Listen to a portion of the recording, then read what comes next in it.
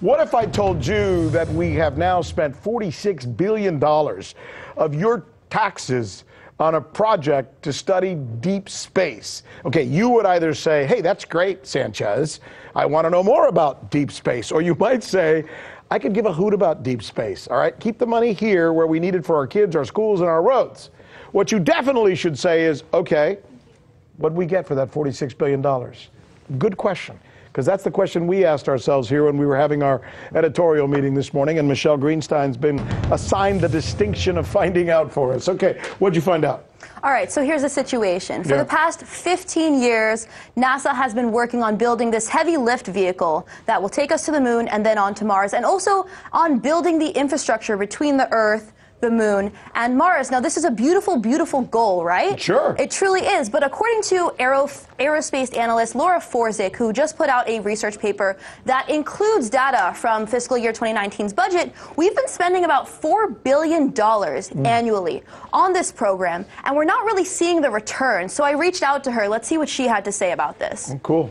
The main purpose of the big NASA heavy lift vehicle program for the human space exploration is to give us, as a country, a big goal to go towards.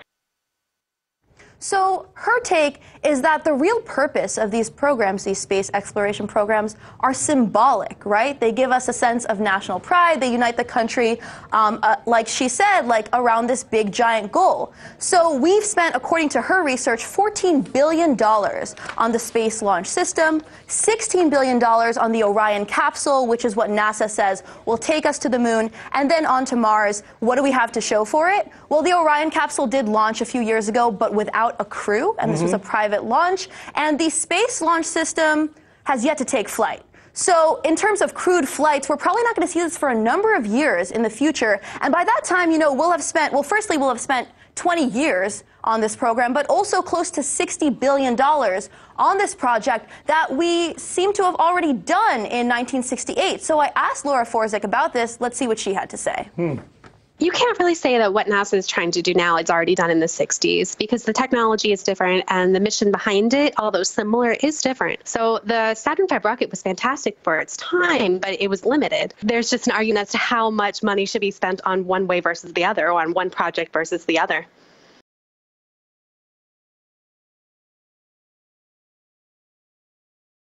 The moon in a nanosecond.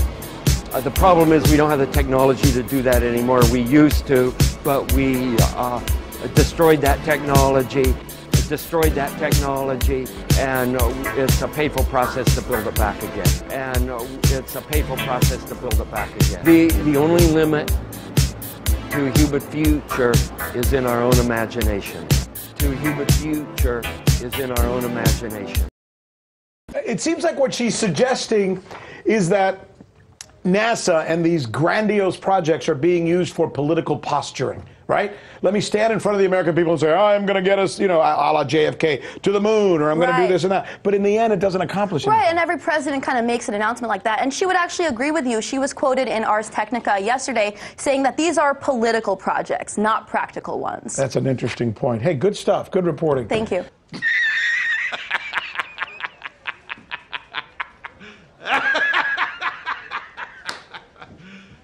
You serious?